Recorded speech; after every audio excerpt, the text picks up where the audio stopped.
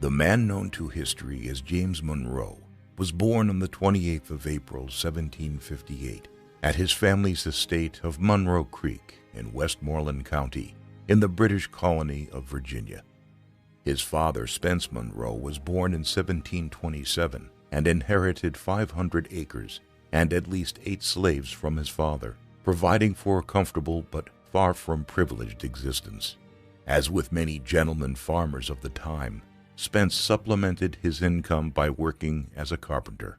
The Monroe family had been in North America since the mid-17th century, after James's great-great-grandfather, Andrew Monroe, was exiled from his Scottish homeland during the civil wars in the British Kingdom and adopted the name Monroe. James's mother was Elizabeth Jones, the daughter of James Jones, a wealthy architect who settled in King George County after emigrating from his native Wales. Spence married Elizabeth Jones, and the couple would have 5 children, with James being the second child and eldest son. When James Jones died, he left his daughter Elizabeth 300 acres of land, thus increasing Spence and Elizabeth's holdings to 800 acres. The young James was brought up by his mother until he was around 5 years old, after which he accompanied his father in his labors, learning the basics of working on a farm. As he got older, his father took him hunting and fishing, activities that the boy enjoyed far more than the back-breaking labor of working on a tobacco farm. During these early years, his parents taught him to read and write, as well as rudimentary mathematics and Latin. James Monroe came of age during a time of political disagreements between Britain and its North American colonies. In 1763, Britain had defeated France in the French and Indian War, gaining control of Canada in the process. In order to pay for the continued defense of North America from Native American tribes and to assert parliamentary supremacy, the British Parliament passed legislation to levy taxes on the colonies. The most notorious of these was the Stamp Act of 1765, which taxed all printed material, including letters and legal documents. The colonists protested, claiming that as subjects of the British Empire, they could not be subject to taxation by Parliament without representation in Parliament, and resisted the law by organizing boycotts of British trade. According to family legend, in February 1766, Spence Monroe rode off from his farm to nearby Leedstown, joining Westmoreland County landowners in signing Burgess Richard Henry Lee's proclamation, refusing to buy British goods until the repeal of the hated law. Although the Stamp Act was repealed in March 1766, Parliament continued to assert the right of taxation over the American colonies, and tensions continued to brew. In 1769, the 11-year-old James was sent to the Campbelltown Academy, run by Reverend Archibald Campbell of the neighboring Westmoreland Anglican Church. The young boy had to walk several miles from the farm to school each day, where he learned Latin, Greek, French, mathematics, and history, while earning a reputation for being a hardworking student. Among the other students at the academy was John Marshall, a boy 3 years older who would become a lifelong friend, despite their later political differences. In 1772, James' mother Elizabeth died after giving birth to her 4th son Joseph, and a couple of years later, his father Spence followed his wife to the grave, leaving the 16-year-old James as the owner of the family's 800 acres and head of the household with responsibility for his elder sister and 3 younger brothers. At this moment, his maternal uncle, Joseph Jones, stepped into the fray and provided the family with financial support. Jones was a lawyer who served on the Virginia House of Burgesses alongside George Washington, Patrick Henry, and Thomas Jefferson, and he became an important mentor to his nephew. Jones arranged for James's elder sister, Elizabeth, to take charge of the house and her younger brothers, while James was sent to the College of William and Mary in the colonial capital of Williamsburg. By the time Monroe began his studies at college, political tensions between Parliament and the colonies had reached a boiling point.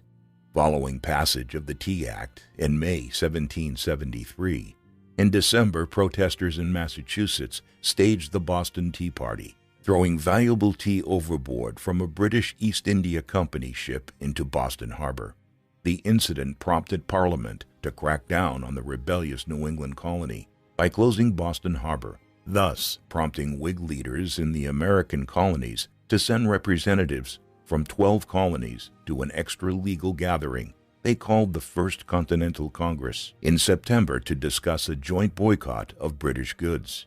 Across the British American colonies, people began to divide over whether to support the actions of the protesters or to defend Parliament and the Empire.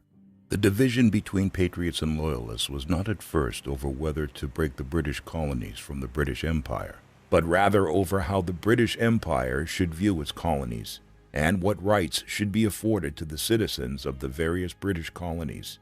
On the 19th of April, 1775, Patriot militiamen exchanged fire with British soldiers under the command of Thomas Gage at Lexington and Concord in Massachusetts, after the British general attempted to seize gunpowder stores. The following day, Virginia's royal governor, Lord Dunmore, gave similar orders to remove the gunpowder from Williamsburg's powder magazine under the cover of darkness. When locals realized what was going on in the morning, Monroe and his fellow students joined a crowd that marched on the governor's palace. The incident triggered a chain of events which resulted in Dunmore fleeing from America on a British ship in early June. Distracted from his studies, Monroe spent much of the summer of 1775 drilling on the college green. That June, General George Washington was appointed Commander-in-Chief of the Continental Army by the Second Continental Congress in Philadelphia. As Congress launched a recruiting drive to bolster Washington's ranks, Virginia agreed to raise 6 more regiments. The 3rd Regiment was led by Colonel Hugh Mercer, a Scotsman whose military experience included fighting with Bonnie Prince Charlie at Culloden in 1745 and with Washington at Fort Duquesne in 1755. Mercer was a friend of Joseph Jones and appointed Monroe as a lieutenant in Captain John Thornton's company. The other 2 lieutenants were John Marshall, Monroe's friend at Campbelltown, and James Mercer, Monroe's roommate and close friend at William and Mary. After intensive training, the 3rd Regiment was ordered to march north and join Washington's army in New York in June 1776. On the 4th of July, Monroe and his fellow soldiers heard the proclamation of the Declaration of Independence, authored by Thomas Jefferson and adopted by Congress a couple of days earlier. While marching north, the Virginians received news of the Continental Army's defeat at the Battle of Long Island on the 27th of August. Washington's men had nearly been trapped by General William Howe's 32,000-man army and a powerful fleet under his brother Admiral Richard Howe. But incredibly, the Continentals managed to evacuate to Manhattan on the night of the 29th. By the time the Virginians arrived on the 13th of September, Washington's headquarters were at Harlem Heights overlooking Manhattan. On the 16th, Monroe received his baptismal fire as a Continental soldier when the 1st and 3rd Virginia regiments repelled a British attack in a rare success for the Continentals. By October, Washington was down to 5,000 men and decided the only way he could save his army was to retreat across New Jersey to eastern Pennsylvania. As Washington put his plan into motion, his army was relentlessly pursued by the British forces. With Washington's army on the western shore of the Delaware River, Howe stopped the pursuit in mid-December to take up winter quarters, leaving 1,500 Hessian mercenaries in Trenton, New Jersey.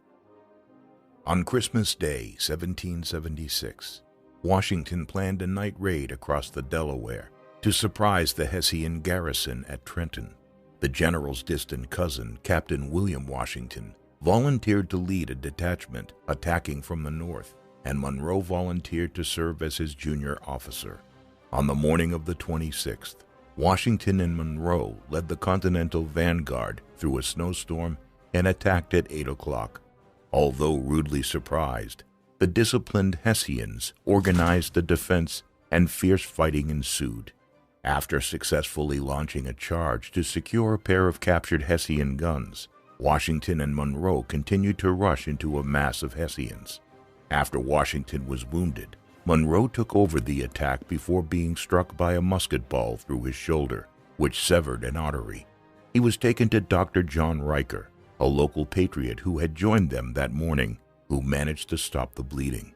While the surgeons operated on him, the Continentals celebrated a glorious triumph, capturing almost 1,000 Hessians with minimal losses. After being taken back across the Delaware, Monroe spent the next 3 months recovering in eastern Pennsylvania. After his heroics at Trenton, Monroe was promoted to captain in a new regiment being formed in Virginia. However, when he returned home, he was only able to recruit a handful of volunteers. He accompanied his uncle Joseph Jones as he returned to Congress in Philadelphia, which was anticipating an attack by Howe at any moment. After arriving back at Washington's camp in August, Monroe served on the staff of William Alexander, a major general who claimed the Scottish noble title of Lord Stirling.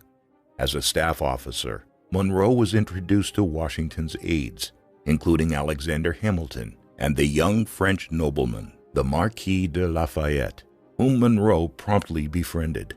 Monroe accompanied Stirling during the American defeat at Brandywine Creek on the 11th of September 1777, which allowed Howe to capture the capital of Philadelphia. On the 4th of October, he was by Stirling's side when the general's horse was shot from under him at the Battle of Germantown.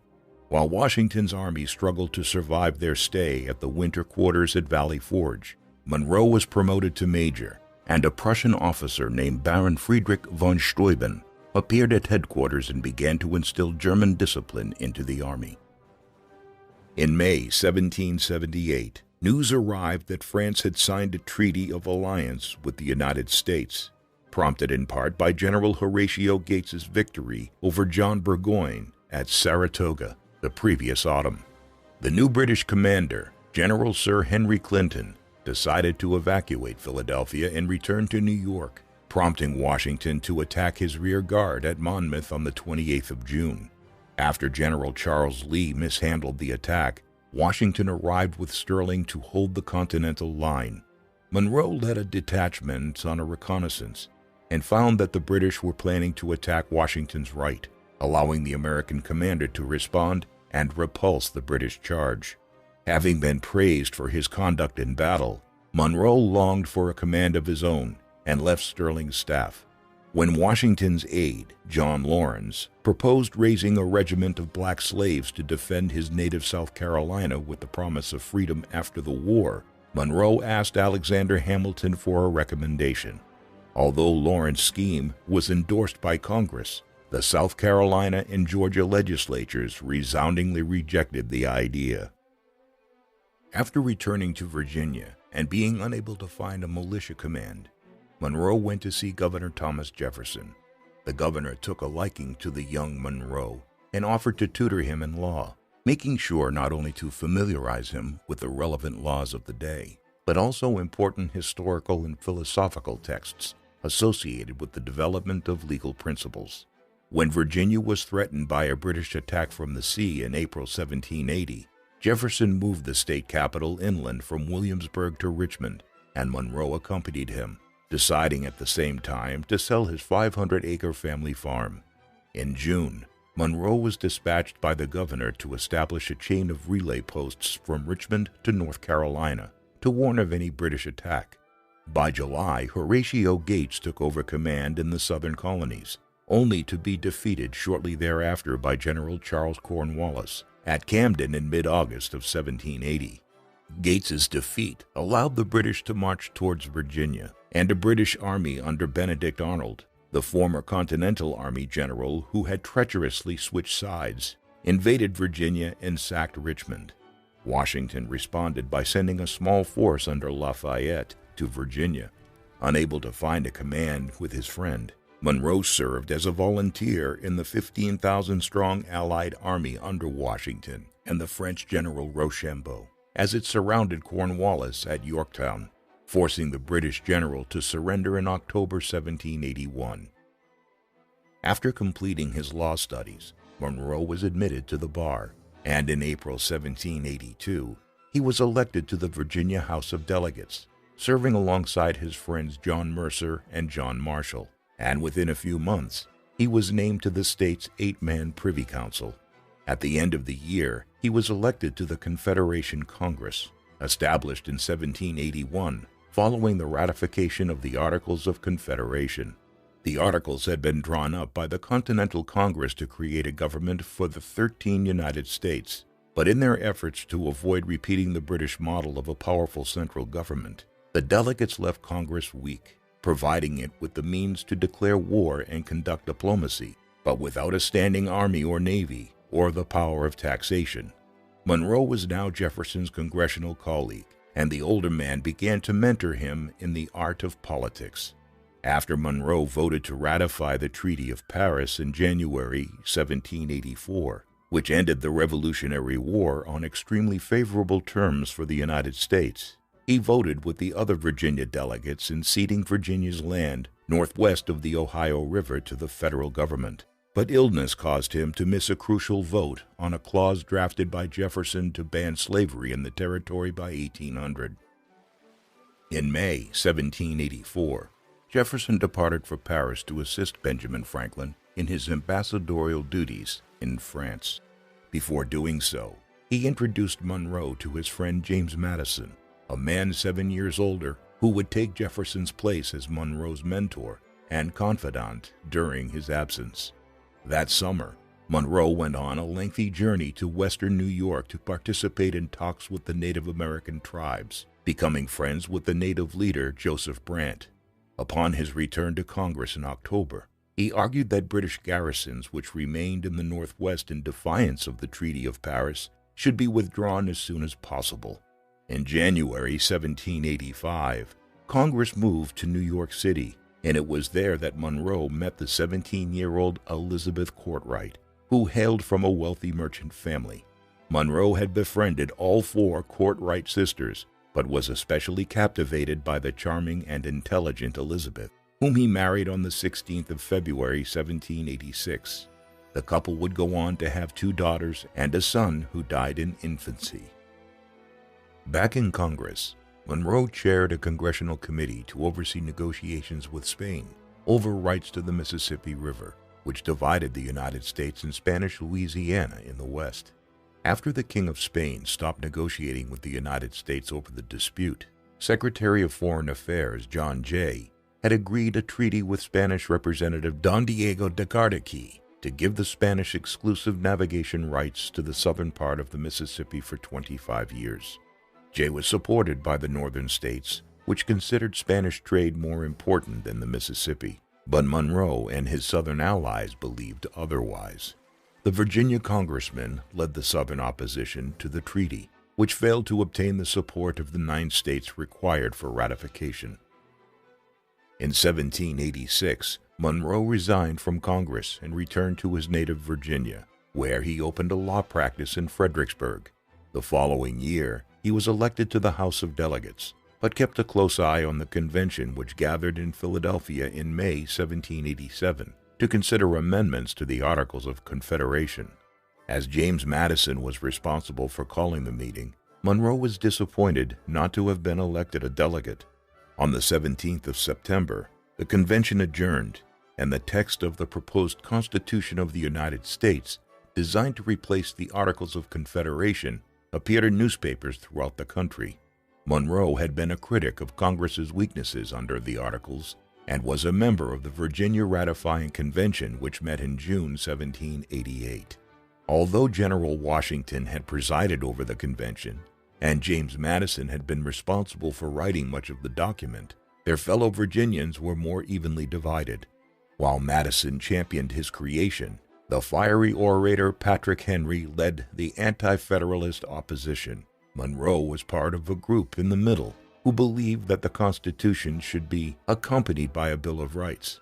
In the end, Madison agreed to a compromise to consider amendments after ratification, and the convention voted in favor of ratification 89-79, becoming the 10th state to ratify the document. In an act of revenge for his defeat over the Constitution, Henry maneuvered to prevent Madison from being selected as one of Virginia's 2 senators, and then recruited Monroe to run against Madison for the House of Representatives. Although reluctant to challenge his friend, Monroe's ambition and sense of duty motivated him to accept Henry's offer, but Madison emerged victorious on Election Day in February 1789. George Washington was unanimously elected President of the United States and took office at the end of April. For several years, Monroe sought to move to Albemarle County in order to be closer to Jefferson's estate in Monticello. At this time, he had exchanged a large tract of land he had been awarded in Kentucky for his service during the Revolutionary War for an 800-acre estate previously owned by George Nicholas, a colleague on the House of Delegates. In December 1789, Jefferson returned from Paris and visited Monroe before taking up his responsibilities as Washington's Secretary of State. In November 1790, Monroe was elected to the United States Senate, taking the seat which had initially been filled by his late cousin, William Grayson.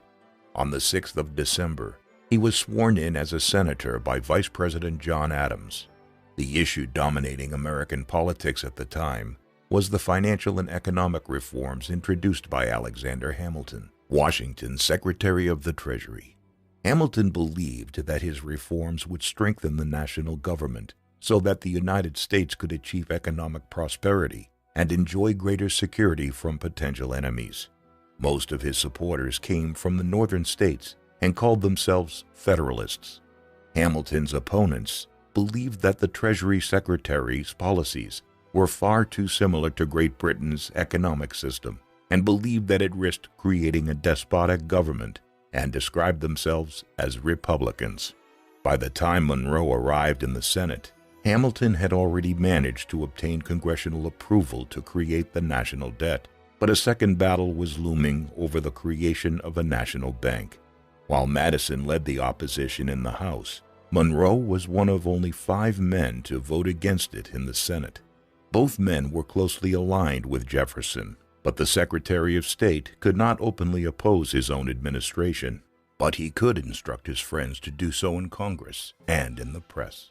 Although they wrote anonymously adopting names from Roman antiquity, Madison and Monroe exchanged insults with Hamilton himself in the papers of the day.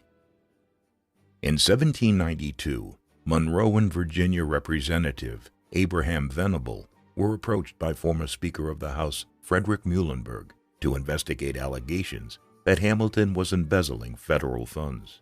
In November, Jacob Clingman, Muhlenberg's former clerk, had been arrested along with his friend James Reynolds for forgery. Clingman told his former boss that Reynolds told him that he received government funds and insider information from Hamilton to speculate on government securities.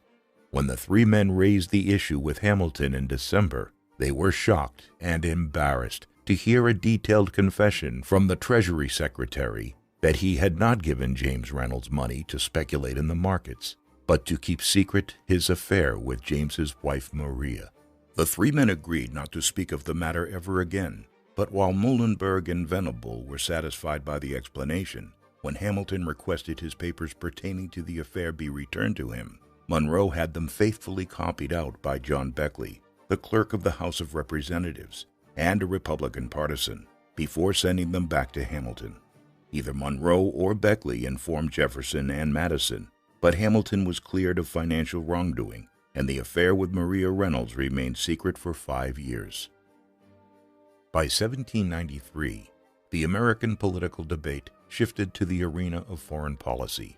The French Revolution of 1789 was turning increasingly violent, and by January 1793, King Louis XVI was executed by guillotine, leading Britain to declare war on France in February. After news reached the United States, in April, Washington issued a proclamation of neutrality between the 2 warring parties. The same month, the French envoy, Edmond Charles Genet, arrived on American shores to large demonstrations of popular support, boosting the Republicans, who sympathized with the French, and frightening the Federalists, who leaned towards the British.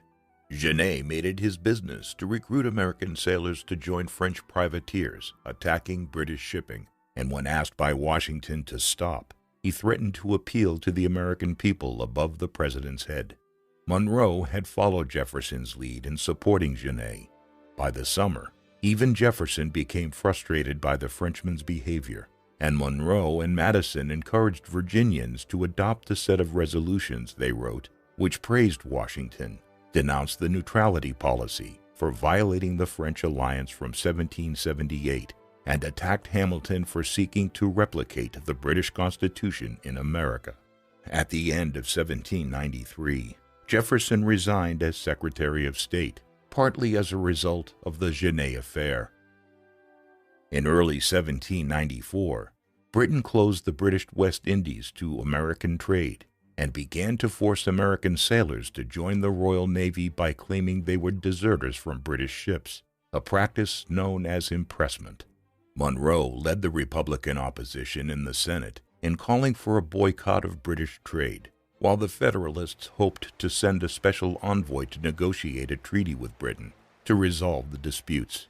When Washington nominated Chief Justice John Jay, Monroe argued that the appointment undermined the independence of the judiciary, but failed to prevent Jay's nomination.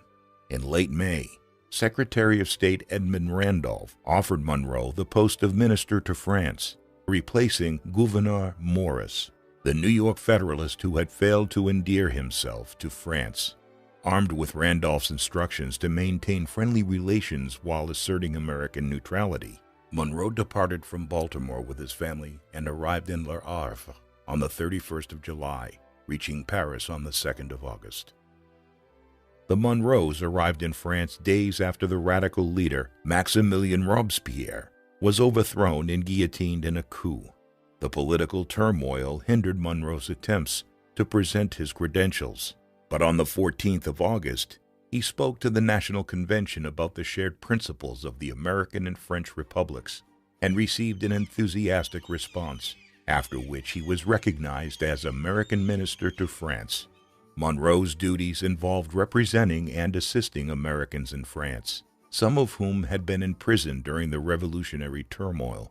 In particular, he helped to secure the release from prison of Thomas Paine, the radical political writer whose pamphlets Common Sense and The American Crisis championed the patriot cause during the American Revolutionary War. Monroe also intervened on behalf of Adrienne de Lafayette, the wife of the Marquis who had voluntarily entered an Austrian prison to be with her husband.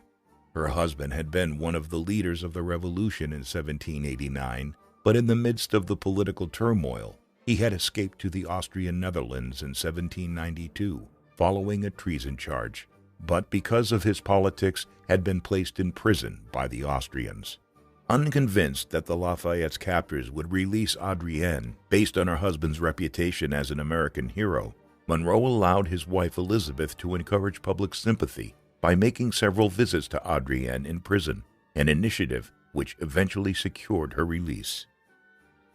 Although he made himself popular in France, Monroe received a rebuke from Secretary of State Randolph that he was being too close to France. For Monroe, this was a sign that Washington's administration had become increasingly federalist, and he suspected that John Jay was conveying British complaints about Monroe across the Atlantic.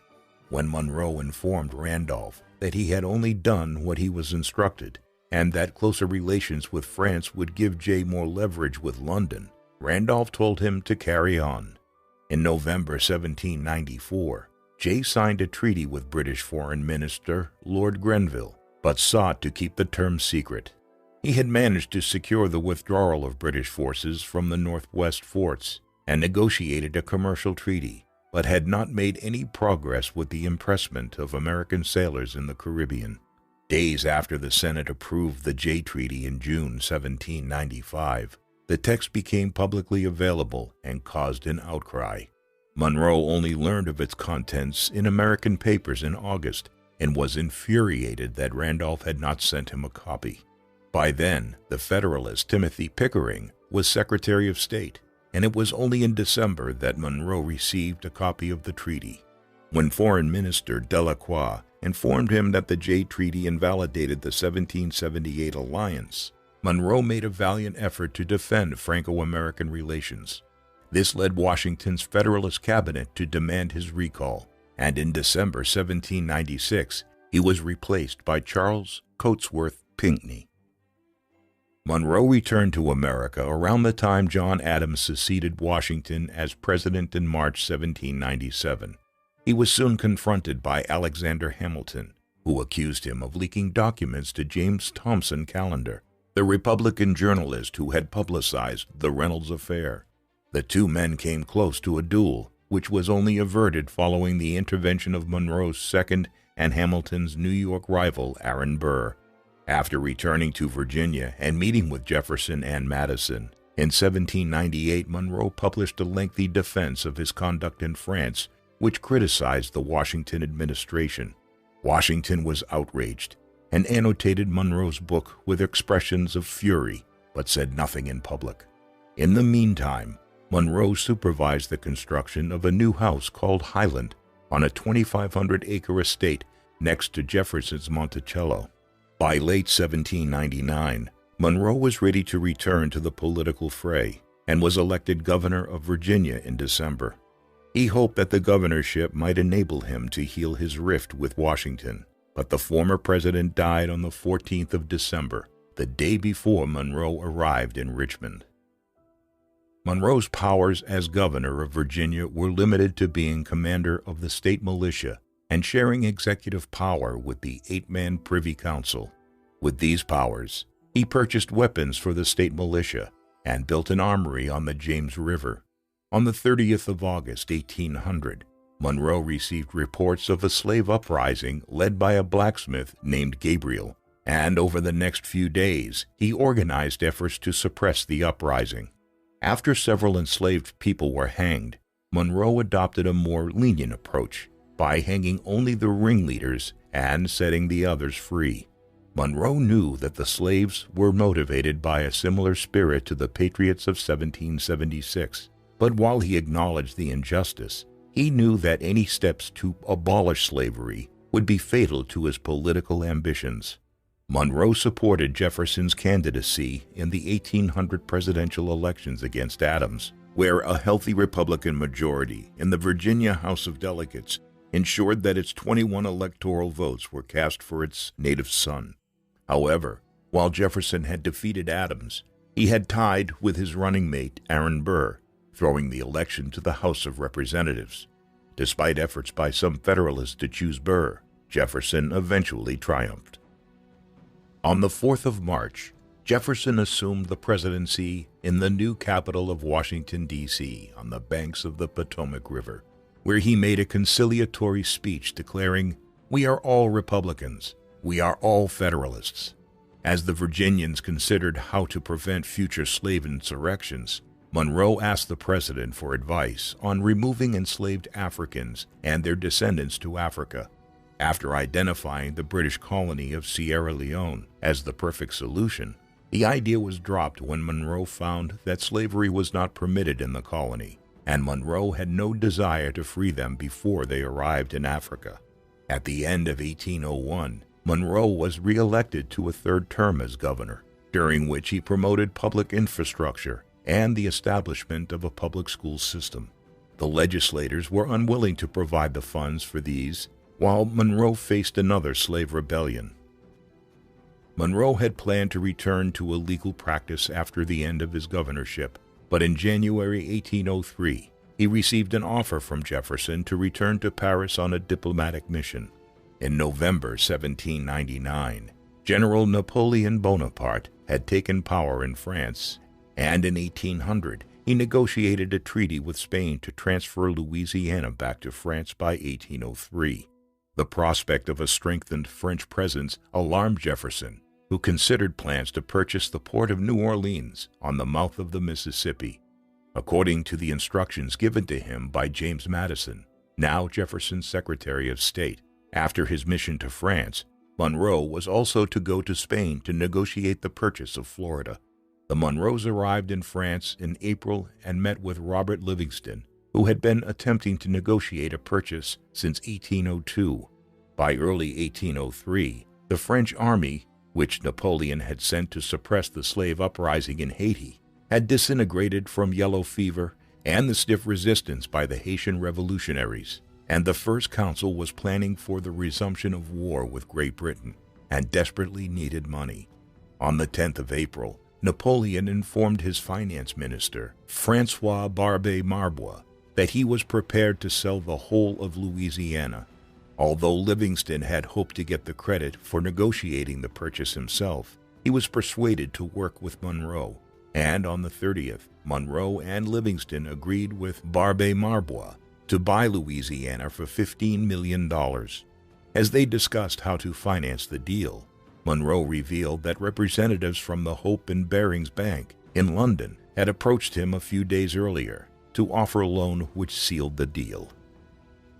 Rather than go to Spain, Monroe went to Britain in July to take over from Rufus King as minister to Great Britain. The main subject of dispute remained the impressment of American sailors, the issue which Jay had tried and failed to resolve. As a Francophile, Monroe was an unusual choice to serve as ambassador in London, but his meetings with King George III and Foreign Secretary Lord Hawkesbury established a level of mutual respect.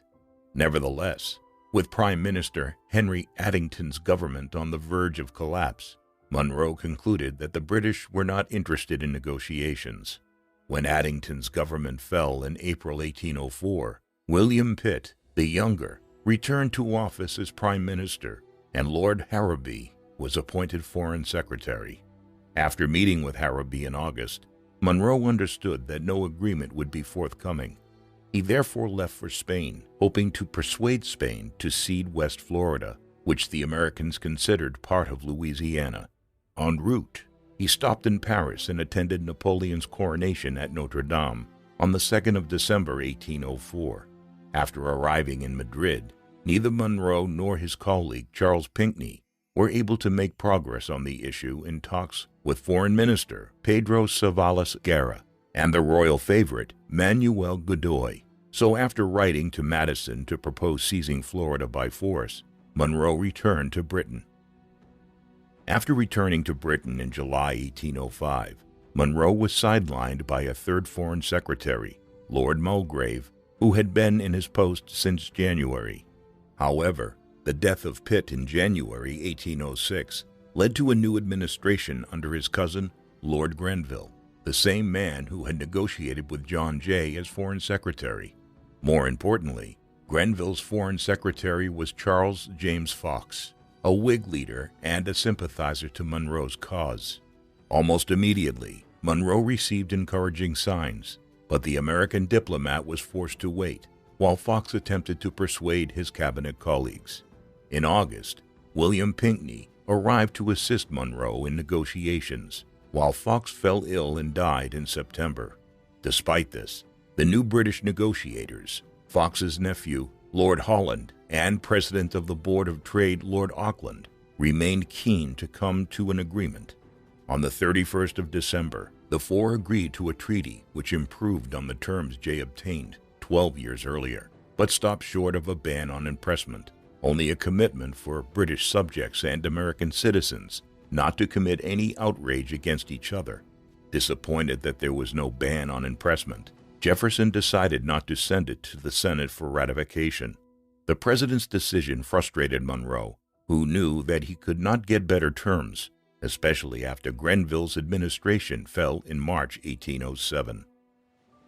In June 1807, the British warship HMS Leopard attacked the American frigate USS Chesapeake and killed 4 American sailors.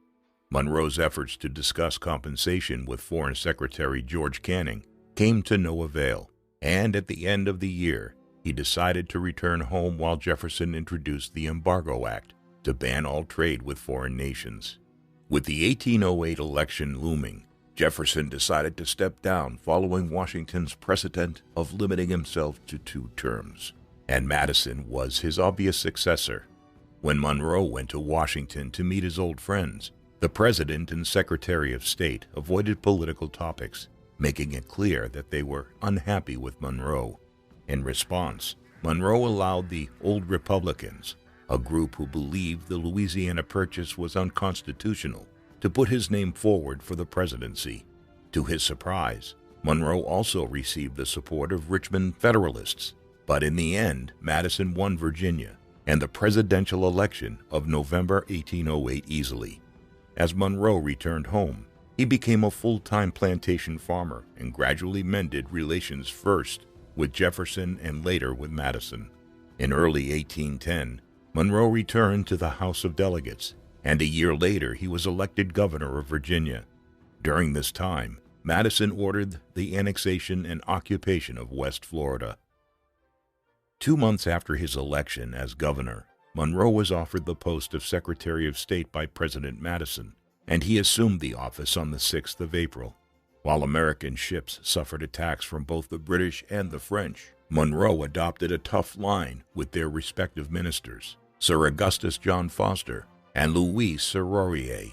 In late 1811, young Republicans in the House, including Speaker Henry Clay of Kentucky and Congressman John Calhoun of South Carolina, loudly clamored for war with Great Britain, receiving the nickname War Hawks. Monroe had gradually come to the conclusion that war was preferable to pointless negotiations. In the spring of 1812, Madison and Monroe presented a dossier of papers hinting at links between New England Federalists and Britain, claiming that the British were plotting with the Federalists to partition the United States and reincorporate New England into the empire. As the drumbeat of war grew steadily louder, Congress declared war on Great Britain on the 18th of June, 1812. The war began badly when General William Hull's invasion of Canada was easily repulsed, and he surrendered at Detroit on the 16th of August. Recalling his service during the Revolutionary War, Monroe was keen to take a field command, and Madison briefly considered Monroe as Hull's replacement, but appointed William Henry Harrison instead. A few days later, Hull's nephew Isaac commanded the USS Constitution as it withstood several broadsides from HMS Guerrier before returning fire and immobilizing the enemy ship within half an hour. The triumph of the Constitution helped Madison win re-election in 1812. In January 1813, Madison dismissed Secretary of War William Eustis and asked Monroe to temporarily take over at the War Department. Monroe responded by bombarding Congress with recruitment proposals and strategic plans. In order to stem the number of desertions, Monroe sought to ensure that the men were well equipped. After Congress objected to Monroe taking over the War Department personally, Madison appointed General John Armstrong to the post. Armstrong carried on Monroe's efforts to improve recruitment and supply, and promoted promising young officers such as Winfield Scott and Andrew Jackson to high command. However, Monroe warned Madison that Armstrong's desire to seek a field command while serving in the cabinet created a dangerous precedent. In early 1813, Monroe received a letter from John Quincy Adams, the American minister in St. Petersburg, which contained an offer from Tsar Alexander to mediate in the war. Madison accepted and sent Delaware Senator James Bayard and his Treasury Secretary Albert Gallatin to Russia with instructions that any peace that did not deal with impressment was no peace at all. During the summer, President Madison and Vice President Elbridge Gerry were seriously ill, and on the 15th of July, Monroe received news that Admiral George Cockburn's fleet was sailing up the Potomac River. While Armstrong dismissed the idea that the British would attack Washington, Monroe personally embarked on a reconnaissance mission. By the time he was recalled to Washington, the British fleet turned back to the Chesapeake Bay after finding the Potomac too shallow. With Washington out of danger for the time being, Monroe could celebrate a naval victory over the British at Lake Erie on the 10th of September, as well as Harrison's triumph at the Thames River in early October, which claimed the life of the Native American leader Tecumseh. In late 1813, Armstrong organized an unsuccessful offensive in the north, which aimed to capture Montreal, and in his absence, Monroe once again took charge of the War Department, infuriating Madison. When Monroe received news from Secretary of the Navy William Jones that Armstrong was planning to conscript an army of 85,000 men and lead it himself, he feared that the Secretary of War might win glory on the battlefield and challenge him for the 1816 presidential election, or simply use it to overthrow the government. Madison refused to dismiss Armstrong for the time being, and Armstrong's conscription proposal was defeated in Congress. In December, Madison received a message from British Foreign Secretary Lord Castlereagh rejecting Russian mediation and proposing direct talks to end the conflict. Monroe convinced the president to accept, and Henry Clay and veteran diplomat Jonathan Russell were appointed to the Peace Commission alongside Adams, Bayard, and Gallatin. Expanding on Madison's instructions, Monroe hoped that the peace commissioners might persuade Britain to cede Canada to the United States. Developments in Europe in the meantime threatened to strengthen Britain's negotiating position, particularly following the defeat of Napoleon in October 1813 at the Battle of Leipzig, allowing Allied Austrian, Russian, and Prussian armies to invade France during the winter, while the Duke of Wellington's British army crossed the Pyrenees into southern France. After the Allies occupied Paris, Napoleon's abdication at the beginning of April ended the war in Europe. Britain was now free to turn her armies to the United States, perhaps with Wellington at their head. The British and American negotiators began peace talks in the city of Ghent, in Belgium, where the Americans were informed that impressment was off the table. In June 1814, Monroe again received reports of an imminent attack on Washington, and, as he had previously done, Armstrong dismissed the fears. Despite Monroe's pleas to defend the capital, the city was left unfortified when 4,000 men under General Robert Ross sailed into the Chesapeake, conveyed by Admiral Alexander Cochrane's fleet. Monroe led a scouting party and found Ross and his men marching towards Washington. After giving orders to his wife, Dolly, to remove valuable items and documents from the president's house, Madison accompanied his cabinet to Bladensburg, where on the 24th of August, 7,000 American militiamen under General William Winder were routed by Ross's 1,500 veterans. Although the British suffered higher casualties, Ross's men were free to march into the American capital. While Madison and his cabinet colleagues escaped, Monroe remained in Washington to witness the city being burned to the ground before fleeing himself. By the 27th, the British had abandoned Washington, and Monroe and Madison returned to the capital that evening to survey the damage. Monroe was asked once again to take over duties as Secretary of War, following Armstrong's resignation on the 30th. After personally supervising further military actions on the Potomac, Monroe left General Samuel Smith to mount a successful defense of Baltimore, which claimed the life of Robert Ross on the 12th of September. Responding to rumors that the British were planning an attack on New Orleans, Monroe ordered General Andrew Jackson to hurry to the city. With the Treasury almost empty, the new Secretary of the Treasury, Alexander Dallas, proposed the creation of a second national bank after Madison had allowed the first bank's charter to expire in 1811, but it took until 1816 for Congress to agree. In the meantime, Monroe received news from the commissioners in Ghent that the British were trying to dictate peace terms which were unacceptable to the United States. After Monroe instructed the commissioners to propose a peace based on the status quo before the war to reflect the United States' willingness to end the war, the British adopted a spirit of conciliation, prompted in part by Wellington's refusal to go to America. On the 3rd of February, 1815, Monroe was informed that Jackson had won a great victory at New Orleans on the 8th of January, inflicting more than 2,000 enemy casualties, including Wellington's brother-in-law, Major General Sir Edward Pakenham, at the cost of fewer than 100 American killed and wounded. In mid-February, news of the Treaty of Ghent arrived, confirming the situation was as it existed before the war. Following the end of the war, Monroe relinquished his duties in the War Department on the 15th of March and returned to the State Department. His accomplishments over the next 2 years included obtaining a peace accord with the Barbary States after Commodore Stephen Decatur defeated the Algerian fleet in the Second Barbary War. With Madison in poor health and nearing the end of his second term, Monroe was widely expected to be his successor following the 1816 presidential elections. Although the Republican nomination was not guaranteed, he successfully fended off his closest rival, Secretary of War William Crawford, while New York Governor Daniel Tompkins was selected as his running mate. With the Federalist Party on its last legs, Rufus King agreed to run for president, but was defeated by Monroe in a landslide. On the 4th of March, 1817, the 59-year-old James Monroe was inaugurated as the 5th President of the United States. In his inaugural address, he set out his priorities, including strengthening the country's defenses, improving public infrastructure, and developing American industry.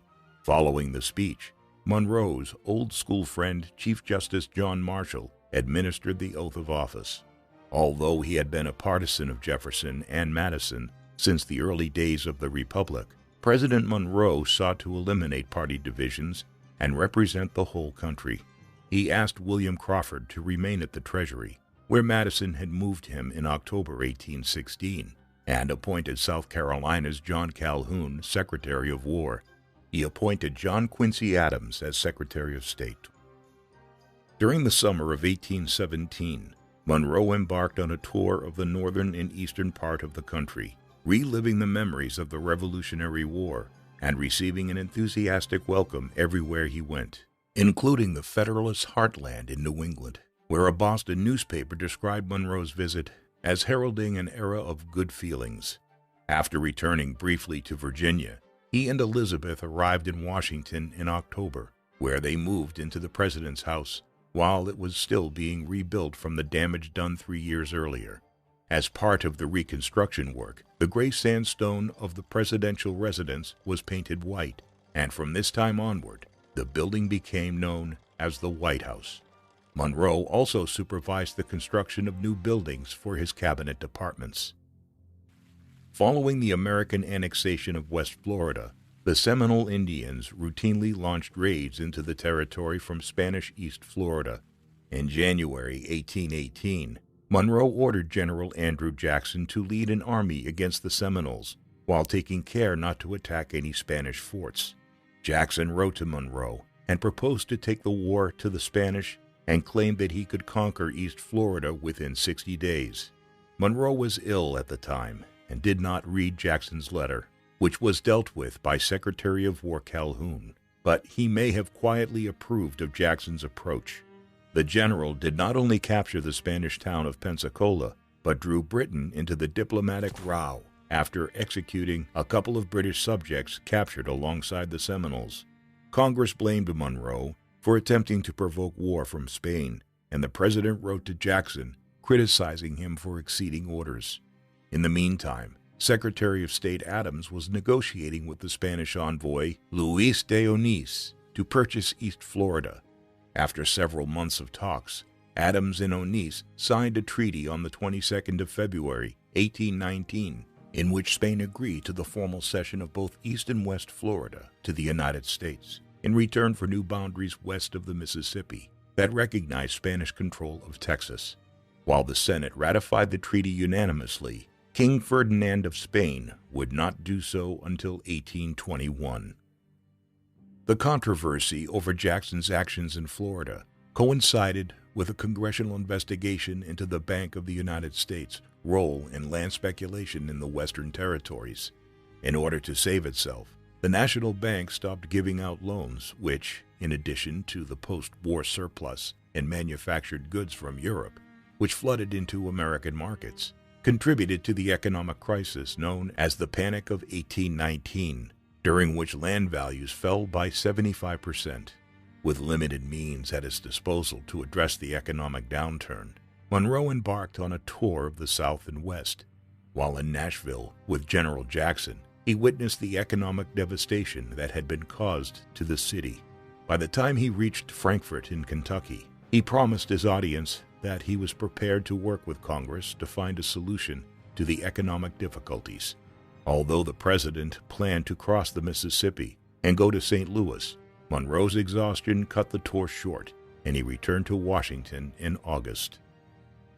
The troubles over Florida and the Panic of 1819 were overshadowed by the debates raging across the United States about the status of Missouri, which would become the greatest crisis of Monroe's entire presidency.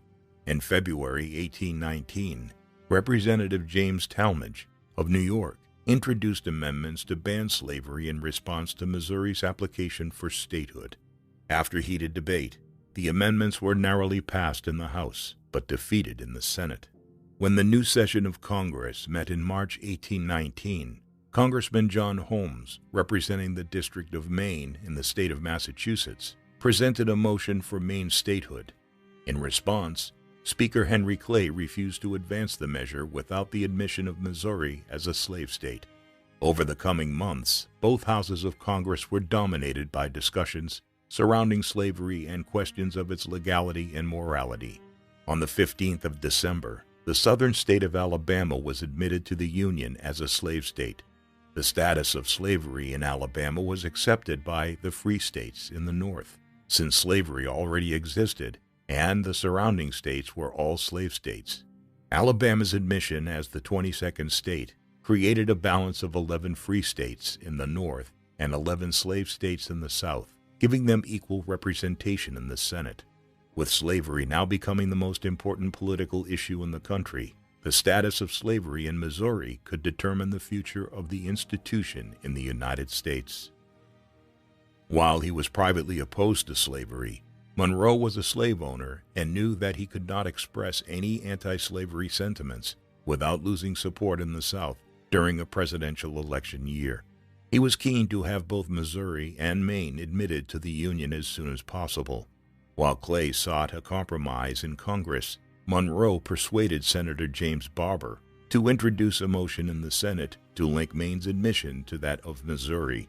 After the House passed a resolution admitting Maine as a free state on the 3rd of January 1820, the Northerners, led by the veteran Federalist Rufus King, were in no mood to compromise. The Illinois Senator Jesse Thomas proposed an amendment allowing Missouri to enter the Union as a slave state, but to ban slavery north of Missouri's southern boundary line of parallel 36 degrees, 30 minutes north. When Monroe's support became publicly known, the negative reaction in Virginia led to fears that the president would not be renominated in his home state. The president responded by warning Southerners that extending slavery to Missouri without a compromise might cause a Northerner to be elected president, while warning Northerners that Southern states might secede from the Union if slavery were banned. On the 17th of February, the Senate passed the Missouri bill with the Thomas Amendment by 24 votes to 20, only to be rejected in the House. In response, Henry Clay set up a joint committee to recommend compromise, and on the 1st of March held 2 votes. The House narrowly passed the Missouri bill without restriction on slavery 90-87, and in a second vote, it banned slavery north of the compromise line 134-42. The following day, the Senate voted to approve the amended bill 27-15. After consulting his cabinet over the constitutionality of banning slavery in the territory, Monroe signed the bill on the 6th of March. Following the compromise, Maine was admitted to the Union on the 15th of March, 1820, as a free state, and Missouri entered the Union on the 10th of August, 1821, as a slave state. The Missouri Compromise was the first in a series of compromises between North and South over the future of slavery, which kept the country together for another 40 years, but the question was finally put to rest after the bloody American Civil War. Despite Monroe's fears that he would not be reelected, the collapse of the Federalist Party and the president's nonpartisan policies ensured that he faced minimal opposition in the 1820 election. However, the country remained in an economic slump, and Crawford informed Congress that the deficit had increased to $7 million, leading to cuts in the Army and military fortifications, 2 things that Monroe had championed. Furthermore, the Missouri debate of the previous year brought an end to the era of good feelings, and the Republican Party began to split into 2.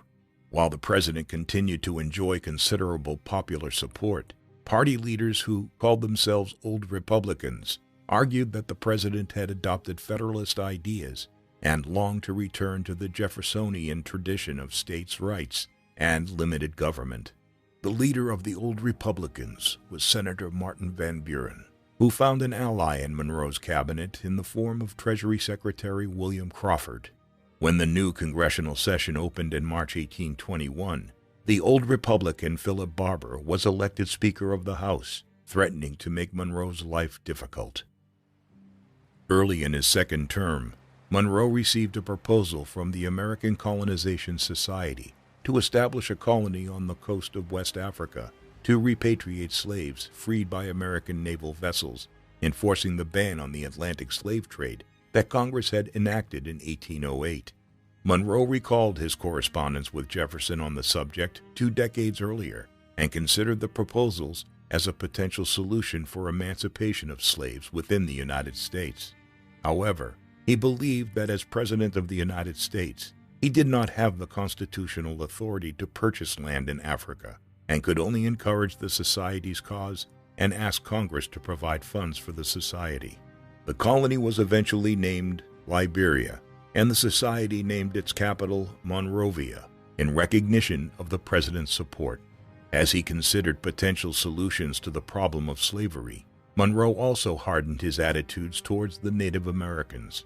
Although he respected the Indians and had previously agreed to protect Indian lands, the westward expansion he promoted inevitably resulted in white Americans settling on native lands, thus leading to violent clashes.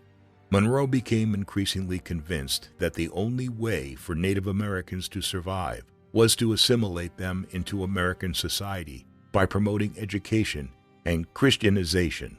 By the end of his presidency, he called for the Native American tribes of the eastern United States to voluntarily move west beyond the Mississippi, a policy that Andrew Jackson would use military force to achieve in the 1830s. Throughout his presidency, Monroe insisted on the importance of public infrastructure, such as roads and canals, to connect the states and facilitate commerce. However, when Congress passed a bill to repair the Cumberland Road, which passed through Pennsylvania, Maryland, and Virginia, Monroe vetoed it based on his belief that it was unconstitutional.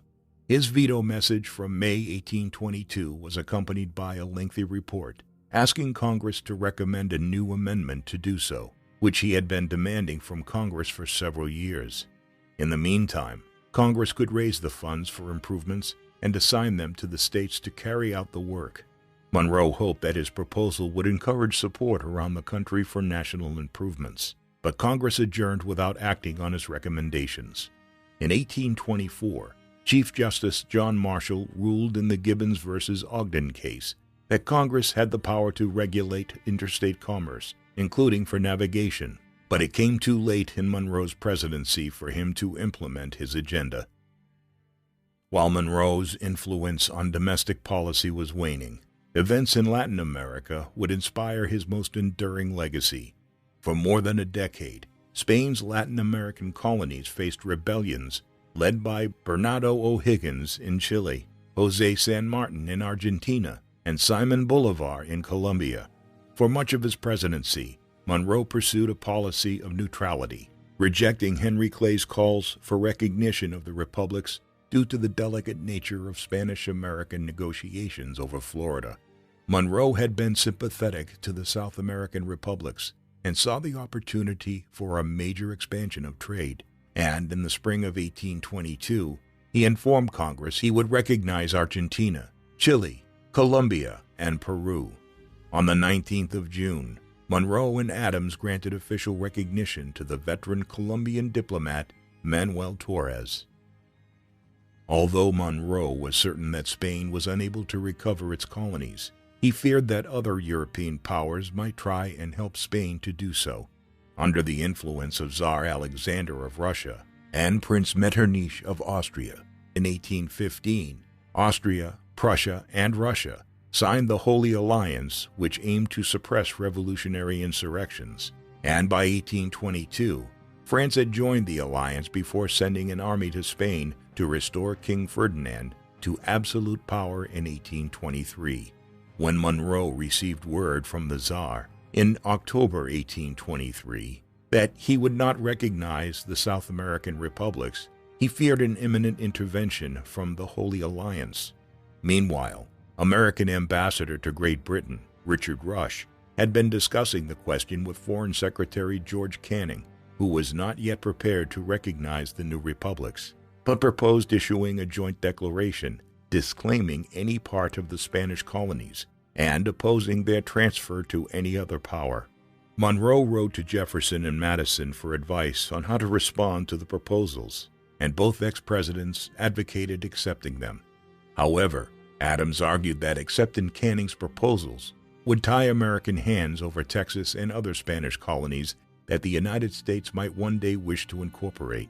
By late November, Rush informed Monroe that Canning was no longer interested in a joint declaration, but Monroe and Adams already decided on issuing a unilateral declaration.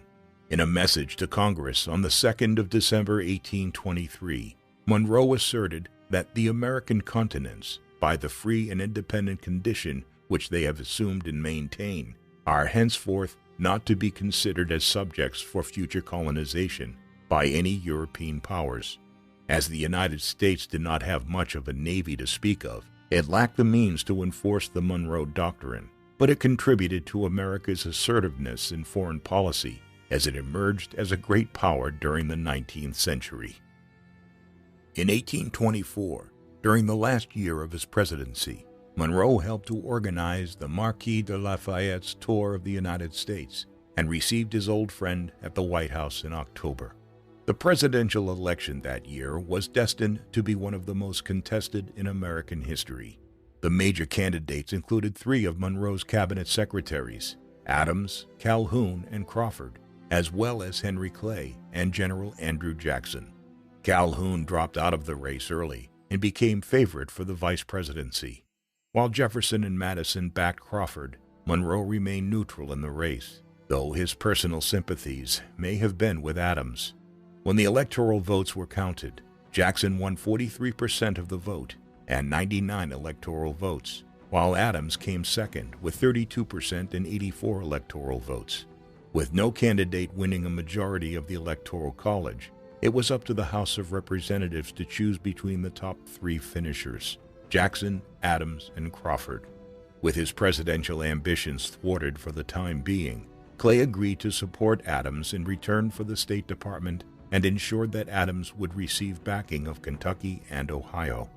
On the 9th of February 1825, Adams won 13 states, Jackson 7 and Crawford 4, and on the 4th of March, John Quincy Adams succeeded James Monroe as President of the United States. After leaving the presidency, Monroe retired to his farm at Oak Hill in Loudoun County.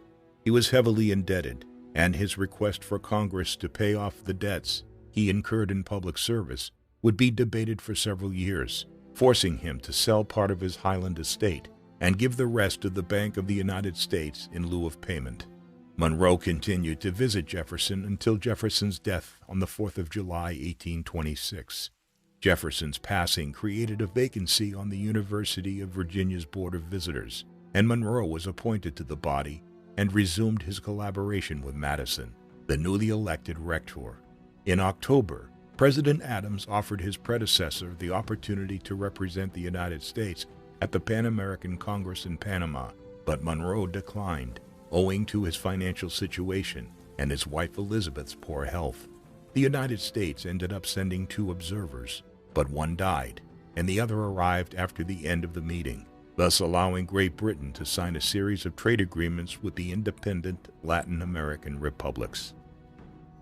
While Monroe was pleading for financial assistance from Congress, he was subjected to attacks in the press by General Jackson, who accused him of siding with Adams in the 1824 election. Monroe remained neutral in the rematch in 1828, which saw Jackson leading the Democratic Party on the ticket with Vice President Calhoun challenging President Adams and Richard Rush on a national Republican ticket. When the votes were counted, Jackson won the presidency with 178 electoral votes, mainly from the South and the West, while Adams' 83 electoral votes were largely concentrated in the former Federalist stronghold of New England. In October 1829, Monroe performed his final public duties by presiding over a convention to consider the issue of representation in the western districts of Virginia. After the death of his wife Elizabeth on the 23rd of September 1830, Monroe joined his daughter, Eliza, in New York City. Though Congress finally awarded him $30,000 in February 1831 to enable him to pay off his remaining debts, his health further declined, and he died in New York at the age of 73 on the 4th of July, 1831, exactly 5 years after his friend and mentor, Thomas Jefferson. Monroe was initially buried in New York, but upon the centenary of his birth in 1858, his remains were transferred to Hollywood Cemetery in Richmond, where his wife Elizabeth's remains were reinterred from Oak Hill in 1903. While he may not enjoy the fame of the four presidents before him, James Monroe's record of political and military service to the early American Republic extended to half a century. As a young officer, he fought in the Revolutionary War with distinction and was almost killed at Trenton during one of the most dramatic battles of the war. He befriended Thomas Jefferson and James Madison and was their close collaborator in their opposition to the Federalists. His record as a diplomat is mixed, and despite playing a key role in securing the Louisiana Purchase, most of his negotiations with Britain, France, and Spain came to nothing. Despite briefly falling out with both Jefferson and Madison, Monroe eagerly served in the latter's cabinet as Secretary of State and Secretary of War, helping to rescue a flagging war effort and delivering the crucial instructions that enabled the United States to emerge intact from the War of 1812. As president, he was frustrated by his limited powers to address the economic crisis and the lack of congressional support over his agenda to improve national defenses and transport infrastructure. His greatest achievements lay in foreign policy, acquiring control of Florida from Spain and formulating the influential foreign policy statement that bears his name. Monroe led the country during an era of political consensus, unseen since the days of George Washington, only to see the party and country on the verge of breaking apart over the future of slavery. Like Jefferson and Madison before him, Monroe recognized the injustice of slavery, but his personal interests and political ambitions prevented him from supporting emancipation. While he supported the work of the American Colonization Society, his proposed solution to end slavery by deporting blacks to Liberia was neither realistic nor just. The same applies to his policy of attempting to persuade Indian tribes to leave behind either their culture or their ancestral lands. What do you think of James Monroe? Was he an effective compromiser who brought the country together after the fierce disagreements between the Hamiltonians and Jeffersonians? Or did his conciliatory approach merely delay the inevitable and contribute to deeper and more violent divisions centered around slavery? Please let us know in the comments section. And in the meantime, thank you very much for watching.